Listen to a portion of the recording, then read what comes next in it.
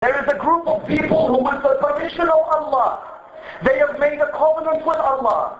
They are witnesses to the truth of Allah. When they hear the words of Allah, they begin to tremble. Allah is pleased with them. They have the knowledge. This group of people, Allah has allowed shafa'ah for them. And that's why now someone will come forward. He'll say, Ammar, doesn't that mean there's a contradiction? Because one series of verses is saying no shafa'ah, and another series of verses saying, yes, there will be shafa'ah for a certain group of people. Does the Quran contradict itself? No. What the Quran is saying is this, is that the gods you put alongside Allah will not be able to help you on the day of judgment. There will not be shafa'ah for the mushrik on the day of judgment. وَمَا نَرَى مَعَكُمْ شُفَعَاءَكُمْ الَّذِينَ زَعَمْتُمْ أَنَّهُمْ فِيكُمْ شُرَكَاءَ. Those who the people, they put them alongside Allah as an idol worshipper. When I put gods alongside Allah, I should not expect those gods to help me. The Quran is addressing the mushrik, saying to him, for you, there will be no shafa'ah on the day of judgment. But then the Quran addresses the mu'min and says to the mu'min that there are a group of people who we have given shafa'ah, who on the day of judgment they will look after you. Amongst them is the shaheed. Because the martyr, his logic is a unique logic. It's a sacred logic. The martyr fits the categories which the Quran has given for shafa'ah. The martyr is the one, لا يملكون الشفاعة إلا من اتخذ عند الرحمن عهدا. The martyr has taken with Allah, he has made a covenant. He has made a covenant that me and my family will give away everything on the day of Karbala. Here is the first covenant.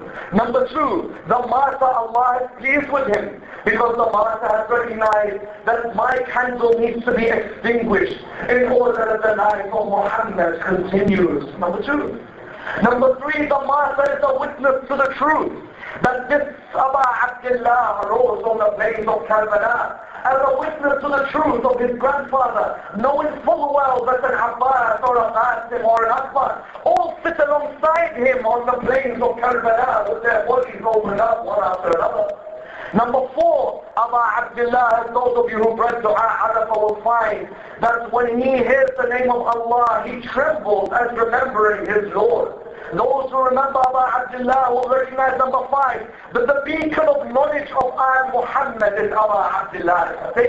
Therefore, every criteria the Quran has given for those who are able to perform shafa'ah fits Abu Abdullah and those alongside Abu Abdullah. Murtada Mutahari, what does he say? He says the logic of a martyr is a unique logic. It's a sacred logic. Whether it be Che Guevara, whether it be Gandhi, whether it be Martin Luther King, whose wife has just died, the whole of the internet is speaking about her death. Simply because of her relationship to a martyr, people speak about her death. Imagine that level. Because of your relationship to a martyr. Because every human being, as Mutahari says, recognize a martyr for what reason? Because a martyr, his drops of blood give a blood transfusion to a society which was in anemia. Drops of blood to a society which was anemia. It was lacking blood. Amir al-Mu'mineen used to say when he was dying, he said, don't worry about me as I am dying. For what reason? He says, because I am like the thirsty man who has seen a well of water and sees the spring flowing. I am the thirsty man who is running to drink from that spring. This is the logic of the martyr. And that's why there is a particular way about honoring the martyr. For the Quran says, وَمَنْ يُعَظِّمْ شَعَائِرَ اللَّهِ فَإِنَّهَا مِنْ تَقْوَى الْقُلُوبِ. The one who honors the signs of Allah, it shows taqwa in their heart. There is no sign of Allah like Abu Abdullah says. There is no sign of Allah like the shaheed who gave himself away in Karbala. And that's why you find everything connected to Abu Abdullah, Allah subhanahu wa ta'ala has given a special position to. When I say, Ya Abu Abdullah, Ya Hussein ibn Ali, Inna tawajjahna wastajfa'na wa tawassalna, I am saying this with the confidence that my Lord has said, listen to what Allah subhanahu wa ta'ala has said through Muhammad. فَعَلَى مِثْلَ الْحُسَيْنِ فَلْيَبْكِ الْبَاكُونَ.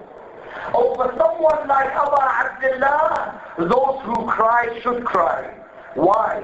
Because crying over a matter maintains taqwa in the heart of the human being.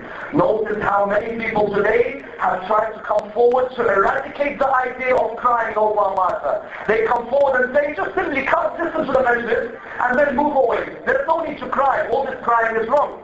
When we reply to them, we find in the Quran, Allah subhanahu wa ta'ala shows us that when a person cries, he cries for several reasons. Number one, you either cry tears of the truth. Number two, you cry tears of joy. Number three, you cry tears of sadness. In the Quran we find, for example, Nabi Yaqub crying over his love for Nabi Yusuf. Some people can come forward and say there's no need to cry. But there you find Yaqub, who knows Yusuf is alive, he cried over him, number one. Number two, the Quran tells us it is natural for a human being to cry when he hears the truth. When you look where? When you hear about the Christians, Allah subhanahu wa ta'ala, listen to the words, brothers and sisters. Allah subhanahu wa ta'ala, He talks about the Christians. What does He say? لَتَجِدَنَّ أَقْرَبَهُمْ مَوَدَّةً لِلَّذِينَ آمَنُوا الَّذِينَ قَالُوا إِنَّا نَصَارَى. You will find the closest people to you, all Muslims, those who say, we are the Christians. Why? ذلك بأن منهم قسيسين ورهبانا وأنهم لا يستكبرون. Because from amongst them there are priests and there are monks who are humble. Now this is what the verse says. وَإِذَا سَمِعُوا مَا أُنزِلَ إِلَى الرَّسُولِ تَرَى أَعْيُنَهُمْ تَفِيضُ مِنَ الدَّمْعِ مِمَّا عَرَفُوا مِنَ الْحَقِّ. You will find their eyes overflow with tears because they have recognized the truth. Number three, in the ahadith, it is written down what? That Nabi Muhammad, when his son Ibrahim died, in the Sahih it is mentioned that he was overflowing with tears out of his son Ibrahim who had died. Number four, we find that in all the ahadith of Muhammad they mention to us, من جلس مجلسا يحيى فيه أمرنا لم يموت قلبه يوم تموت القلوب. Whoever sits in a majlis, just sitting in a majlis, where our remembrance is brought forward, his heart will not die on the day when all the hearts die. And that's why Allama al-Hilli, he wondered about one particular hadith which had puzzled him all his life. And it was regarding crying about Abu Abdullah. One particular hadith. Allama al-Hilli said, this hadith I could not understand it. About Abu Abdullah. And that is the hadith which said, is it true that the tear, this is what Imam al-Roma says, he says the tear the size of a wing of a fly. For Abu Abdullah al-Hussein can cure sins the size of the ocean. The tear, the size of the wing of a fly, for Abu Abdullah al-Hussein can cure sins the size of the ocean. Allama al-Hilli says, all my life I wondered about two things. The first was, if I visit 40 nights in a row, if I go towards Karbala 40 nights in a row, is it true that I would see Imam Ahmad afterwards? Would I see him? Because there is a hadith which says, and may Allah grant us the visitation of Karbala, there is a hadith which says those who visit Abu Abdullah 40 Thursdays in a row, and some hadith is 40 Tuesdays, they will see Imam Ahmad. He said, I wondered about this.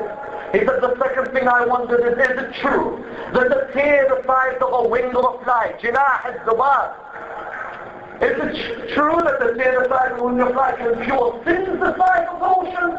He said, on my 40th week I went towards Karbala. It was the 40th week. And he said, on the way to Karbala, he said, I went there and I met someone, this Arab man who was there. He said, I sought to understand who this man was. He asked me, he said to me, where are you going? I said to him, I am going towards Karbala. He said to me, I said to him, I am seeking to understand two things.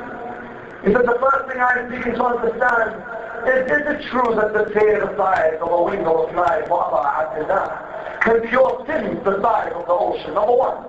He said, number two, I wonder that me going on my 40th week to my Imam, will I see him or no?